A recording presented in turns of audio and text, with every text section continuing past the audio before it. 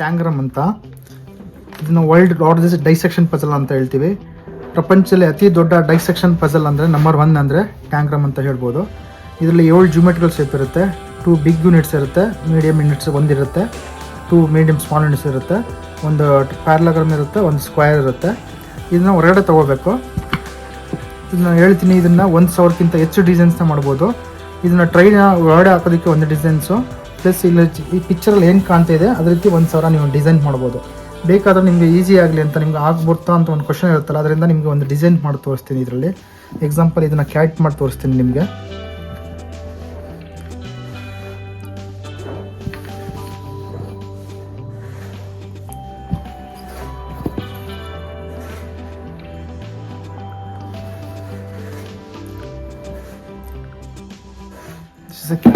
ಇದೇ ರೀತಿ 1000 ಡಿಸೈನ್ನ ನೀವು ಮಾಡ್ಬೋದು ಬರೀ 7 ಪೀಸಿಂದ.